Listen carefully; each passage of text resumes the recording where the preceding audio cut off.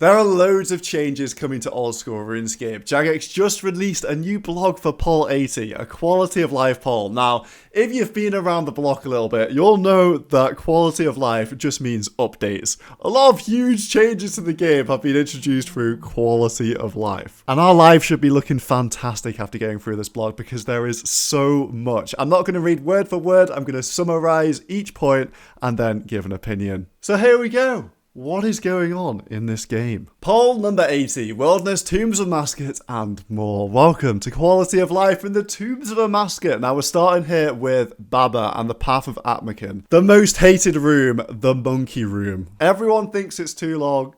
Well, maybe not everyone, but most people think it's too long. And can you believe it actually used to be longer? I was a playtester of Tombs of Mascot and it was longer and they reduced the time and we're still like, yeah, still feels too long. I've always thought the Monkey Room was very weird, that it was just completely combat focused and it's a puzzle room.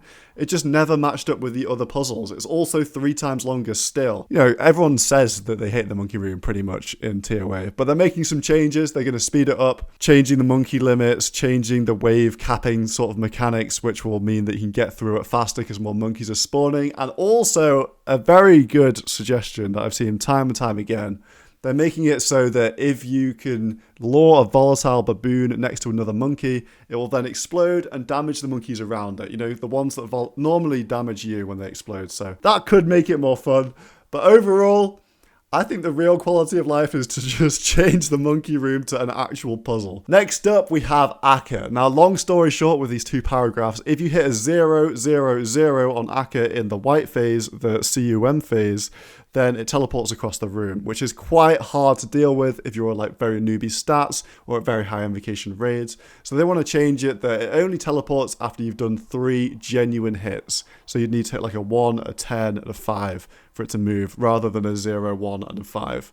Because they need to get a 4th hit. Next, we have a bit of a strange one here. And I know there's criteria they have for polling certain things, but it just seems like they randomly decide what they're going to poll sometimes. Because this, for example, is they want to improve the descriptions of the invocations on the TOA board when you choose your invocations. Like, yeah, sure, let's make it more accurate. Well, I don't understand why this is getting polled. Like, who's voting no? Like, that devalues my fan kit if the descriptions are more accurate. Like, what?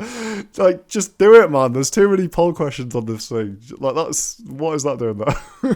Then we've got a few smaller changes than updating the descriptions of some invocations, but I'm not going to go there. I'm being a little bitch right now, aren't I? So, should we allow you to deposit supplies in Tombs of Mascot main area next to Helpful Spirit? So imagine this, you're doing your raid, you brought in 5 brews with you, you've got to the center, and you can pick the life pack and you get a ton of raid brews from that, and you don't want to waste your normal supplies. You would be able to send them to the bank. I think that's fine, I guess. Quality of life type thing, especially for Iron Men that care about their supplies and all that sort of stuff. And then another one, should we add an area in the lobby of Tombs of Mascot that allows you to deposit and retrieve your pickaxe? I think that's good, genuine good quality of life right there. Banger. Now next up, they want to make some changes to the skill guide, some improvements, and it will make it easier to use. Currently, say if you're woodcutting a tree and you open the skill guide, you stop what you're doing, which isn't ideal, and they're trying to change that. They're making it different UI. You can still use the original UI via a toggle if you want to for the nostalgia reasons, and you can drag it all over the screen. Let's have a look at this video. So this guy's mining rune. He opens up the mining guide, and he continues mining, as we can see. And then the guide looks different. And I'm guessing the UI is different because it allows you to do stuff like this, stretch it out and move it all over your screen and have a great time. Can't see why this is a bad change. It seems like it's already made, so let's get it. Once again, I think we've got a very strange poll question on here. Pyramid Plunder. So back in poll 78, bear in mind that is 2 polls ago. So a very recent change. They wanted to make the scepters rarer in the lower rooms. So in level 1, you had barely any chance of getting a scepter, and then the deeper you went into Pyramid Plunder, the higher chance you have at a scepter. Pretty intuitive, good game mechanics and game design, right? So that was the intention, and then they messed up some math somewhere, and that actually isn't the case from Sarcophagi. So once you get to room 6, and then you get to room 7, your chances are decreasing to get the scepter. So basically just a bug an oversight from their end. But why? I don't understand why we're polling to make this right now. Why are we polling? We're polling this to get it back to what it was supposed to be. It's not like it's a core part of the game that's been here for years. It's been here since poll 78. That was 2 polls ago. Like, just do this. Just do it. Don't need a question. Next up, they're making the Wintertodt respawn time at a consistent 1 minute as opposed to like 40 seconds to 120. It's pretty random. Seems fine. Nothing wrong with that. And they're making it a bit more clear. Should we remove Blue Dragon scales from the Nightmare Zone reward shop? I think that's a good change as well. I think the Nightmare Zone reward shop should just give you scrolls of redirection and imbues. I don't think it needs to give actual supplies because it's just suppressing those items for AFKing for 20 minutes. Don't think that's good for the game. Then Dragonfire Shield. Should you only get defense XP for using the Dragonfire Shield spec? This is a super limited account question, so I don't really have an opinion on that. Rendy wants it, so there's one guy that wants it. Sure, let's go for it. Okay, now we can talk about the main purpose of this blog, the wilderness and PvP changes. It's always sort of in the quality of life zone, this stuff, isn't it? Like, the PvP balancing is quality of life, somehow. Okay, first up, we've got Callisto. Now, Callisto, you can't kill it with Mage. Now, this is... Alright, I'm going to comment something on the Wilderness boss rework. I think they missed an open goal when designing the bosses. They had 3 bosses, they had 3 new weapon attachments, they have 3 wilderness weapons for each style. Why on earth is each boss not weak to a different style? Why don't you Mage one, you range one, and you melee one? Instead... you range and melee one, you melee one, and you range one. And you don't mage any of them. So I think it makes a lot of sense what they're doing here, in that you can now mage Callisto and you can actually hit. Historically, you couldn't mage Callisto, you just always hit zeros. So I think this would be a very good change. And they're also introducing a reduction in the chip damage from Callisto, which hopefully should help you survive for longer trips, because I think, yeah, it is a bit disproportional how much you get damaged at Callisto compared to the other bosses, so good change in my opinion. Hopefully it'll give the Scepter a bit more use here. Now, moving on, we've got another one here. Should we change the Webweaver's Bow special attack to consume 1 ether instead of 4? Why on earth is this a poll question? Like, come on, guys. And I know I'm just sort of being hypercritical here, but people don't vote in polls because they're so long, because it's full of crap like this. Causes voter fatigue. You're reading, oh, there's so many questions to get through. I can't be arsed, mate. So the next section of this blog is on the Wilderness boss rework. Now, I'll give you a quick refresher and some opinions on how that has gone. Now, we started off with Vetion, Callisto, and Venenatis over here in multi, but you could drag some of them after single. Very bad mechanics, an outdated update from 2014. The loot was bad. It just didn't fit the Wilderness anymore. So we needed a rework, and we reworked them into their caverns. We have Vetion, Callisto, and Venenatis. All in multi-combat, all with fantastic, new, amazing mechanics. And it was a great update back in January. In the same update, we added single combat versions of all those bosses, which I really hate. I think it's very goofy, but I can get over it because these bosses are here to appease the crowd of people that only like to do things in single. They would feel scorned that the pet rate was easier to get pre-Wilderness boss rework update, that their ring slots on the collection log were easier to get before, and the combat achievements were easier to do before. So this is a safe haven to get those things done, and that was the reason that these single variants were created. In fact, the single versions were an afterthought, because the main reason for the update was to provide multi-hotspots in the Wilderness. Like we already have single hotspots. It's called Revs. Alter those locations. Multi really needed that same level of love of a hotspot, similar to how multi-revs used to be. Now, here is the problem. The single versions have half the stats, so they're at least twice as fast to kill. They still have lucrative drop tables. They're far, far easier to kill because they're in single combat in level 20 Wilderness, so you can instantly teleport away from them. So essentially the single versions are too safe and are very botted and are just as lucrative as the multi versions, which are higher risk, so should be higher reward in a good Wilderness model, but they're not. And we have this botting issue that we're going to try and solve here with this quality of life poll, but I think in the wrong way. I think we just need to buff the multi versions, really reduce the GPO now of the single versions, and then if bots really want to go to multi, we can police that as PKers and it'll be lucrative and create that ecosystem that we longed for pre-update and never actually got in multi. And yes, RTO botting is a massive problem. Here we have 9.7k RTO KC with barely any stats trained, and they've also managed to bot themselves 6.5k Zora. Same with this guy, he's trained even less, he's got 9k RTO, he's ranked 47. I don't know, it just doesn't fill you with a lot of promise. Another 17k KC here for, yeah, very interesting game style. Here we go, the proposed solutions to combat these issues. First one, should we introduce a 3-tick delay to teleporting when inside the lairs? That is so goofy. I don't understand why we're doing this thing where we introduce convoluted mechanics and the wilderness working in different ways in different areas. For the actual players, it's just annoying and it's inconsistent and weird, when the solution could easily be found by moving them above 30. You can remove this 3-tick delay if you complete the wilderness hard diary.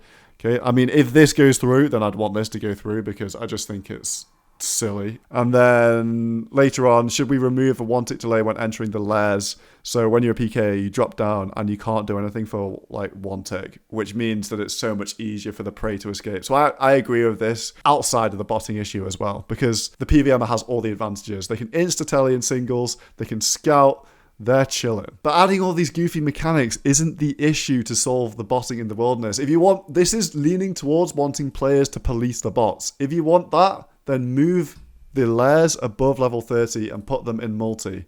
And failing that, when you enter a wilderness boss lair in level whatever this is, like 17, you're always going to level 21 inside the boss lair when you are entering the single variants. It's got no correspondence to the wilderness level whatsoever. So a less goofy change would be to change it so inside it was level 31 wilderness in the single variants, and then people can't instant tally anymore. Should we remove random events from spawning in worldy boss dungeons? That is just like so inconsequential. Why is that a question? Just do it if people are complaining about it. Like, no one's going to be like, no, vote no. What? They're random events. To be honest, I actually love a toggle to make it so I could never get a random event again, because I just don't like them. I don't like that they're spamming yellow text in game and I think someone's actually talking to me. It just baits me. So just, yeah, that would be genuine quality of life. And disable them from all of RuneScape. Have the option to do so would be great. So question 17, should we require that players complete the medium wilderness diary to gain access to the single versions of the wilderness bosses? Doing this again. We've done this a million times. Box traps from Eagle's Peak for chins. Anti-Dragon Shield from Starting Dragon Slayer 1. 750 total for Last Man Standing. It doesn't stop botting in the long term. Maybe it does slow it down. So maybe I guess it's good. Or it's okay. Because you just have to bot an extra bit for the Wilderness Diaries. Like, we've literally got accounts of thousands and thousands of kills. They don't get banned for hundreds of hours. So what's an extra few hours to do some diaries? Like I've said countless times already, I think the better solution is forcing them into deeper worldy, into these multi-bosses, is the way to go so players can police them, rather than introducing loads of convoluted mechanics of teleport delays and all that crap to further confuse the wilderness to the average noob. Next question, should we buff Mark of Darkness so it drains more prayer points? That's the corruption as well on the Arceus spellbook. Sure, I guess, if it's not balanced at the moment. It seems quite weak, so that'll be interesting to see how that plays out. All for diversity in spellbooks, more smites and stuff like that. Should we include a make-X option on god statues inside the Mage Arena to get back a Saradomin and Cape?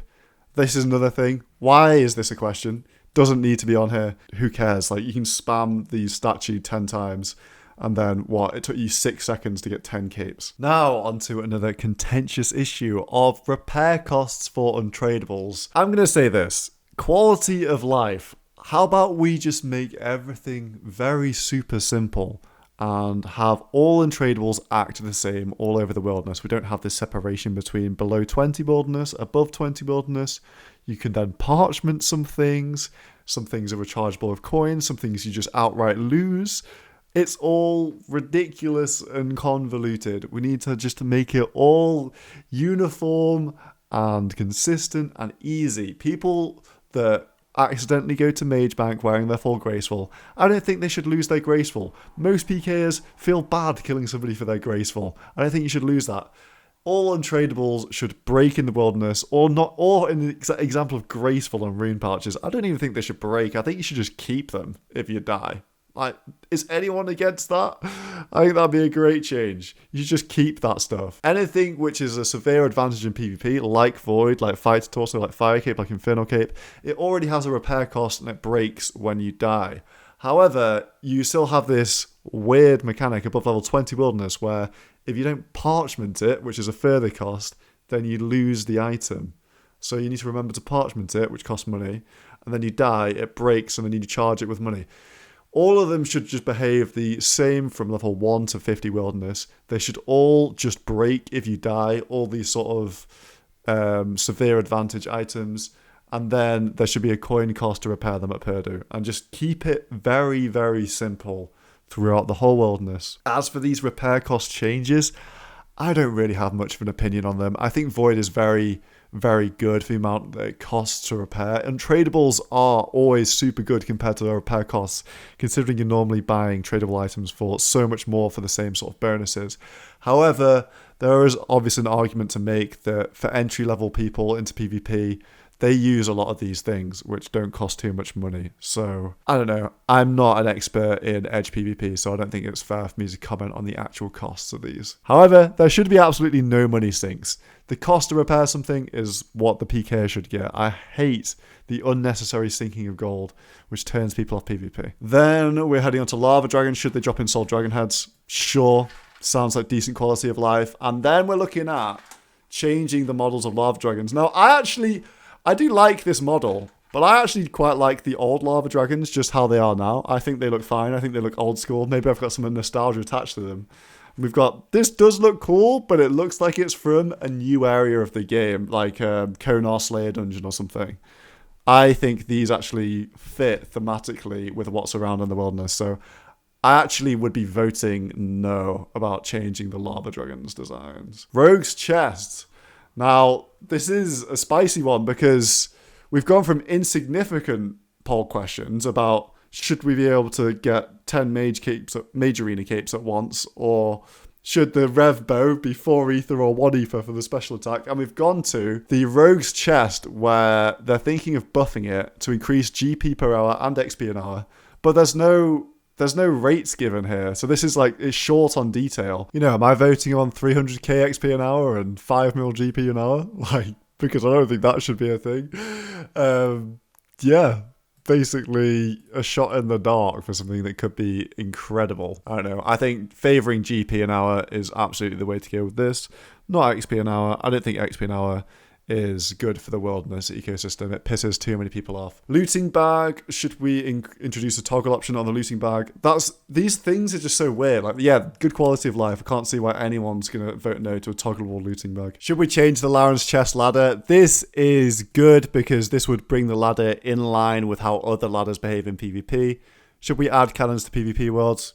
Can't see why not. Let's do it. And should we give you more immunity when you kill somebody in a PvP world? I think it's really nice in Bounty Hunter when you have that immunity in Dead Man. You don't have to have someone breathing down your neck rushing you. I quite like it. Near miss, VLS and P. Oh my god, bro. Not again. We're doing this again. Should it be possible to use VLS in combat against other players in PvP worlds? This has been polled about 1 million, billion, trillion times, and it's failed so many times. I think this must be like the 6th time this has been asked as a question by now. It's crazy. It's actually crazy. And then we've got some unpolled changes. So it's weird. What makes something an unpolled balancing change, and what makes something a pollable quality of life change? I don't know. Now for the real quality of life changes. Wilderness boss loot tables. Okay, here we go. So Scorpia, they want to buff the GP and hour of Scorpia. They're increasing it to 2 mil per hour and comparing it to 11k per kill. Not really sure. They don't give a kills per hour here or anything like that, so they just want to buff it. They want to buff the Chaos Elemental drop table as well. I would say not everything needs to have a crazy good GP and hour drop table. Part of the food chain model that the Wilderness operates on is you have the grass of the PVM monster that you kill. You get the money. So there's like the deer is eating the grass, and that's the PVMer. And then the wolf comes and eats the deer. And the idea is you want the wolves fighting the wolves, right? You want the PKers fighting the PKers. The whole concept of the food chain model is to get PvPers to fight each other. But the problem is if you have too much grass, and if you have the grass is too spread out and there's too much grass, then there's a lot of deer all spread out, and that further spreads out the wolves, because the wolves are limited. The PvPers, there's only so many of them. I know it sounds like a great idea to increase activity by making all of these things very lucrative and great GP an hour. But if there's loads of spots, it really spreads the PKs thin, and then you end up with a higher proportion of PK versus PVMer interactions than PK versus PK interactions. So it sounds good on paper, but I think it's a bit dangerous to buff absolutely everything in the wilderness. Also, Chaos Elemental has a great reward in that it's one of the easiest pets to get in the game. So people will always do this. They don't need good loot to go there. Yeah, Scorpia, I guess, sure. I don't really care. But I'm about to eat my words because Wilderness Boss Rework, Multi-Trio. They're buffing the multi-loot, which is great. That's exactly what you want in solo mission. I can stop crying about the single ones being on par with the multi-ones, because the multi-ones are getting buffed. We don't really know how much by, but there are talks of dragon plate skirts and all these alcohols coming onto the multi-tables, which is great. I still think the base loot of the single ones needs to be completely turned all the way down to try and combat those botting issues and get more people to multi, because that was the point of that Worldy Boss Rework update. We've also got to change the muddy chest. We're trying to make everything in the wilderness viable here, it seems. So they're going to review the drop table and drop blighted supplies, maybe Laren's keys. That's kind of funny, isn't it? You get a muddy key to open the muddy chest, then you loot a Laren's key to open the Laren's chest. And this is crazy, by the way. Look at this graph. It just pinged up the muddy keys from being 2k each to 40k each, like in a matter of seconds. So if you want to speculate, get in the muddy key market and you can start speculating. You can now get 200 runes instead of 50 from Worldy Diaries. They're changing the Rev Cave shortcut so you can't use it if you're frozen. You have to unfreeze to be able to use it and try and escape that way. I don't PK enough in Rev Caves to know if that's needed or not, because I swear, don't you get damaged if you go across it continuously? Scrying pools are coming back. Amazing. Used in niche scenarios, but these were fantastic in the PvP Hardcore Man days. I really hope they return before Deadman, because spying on people is such a cool mechanic at certain locations. And then splash weapons, this is some niche community stuff that I do not really have an opinion on. Overall, I think the Worldy Boss changes are reasonable, but I wish they would go a slightly different way with it.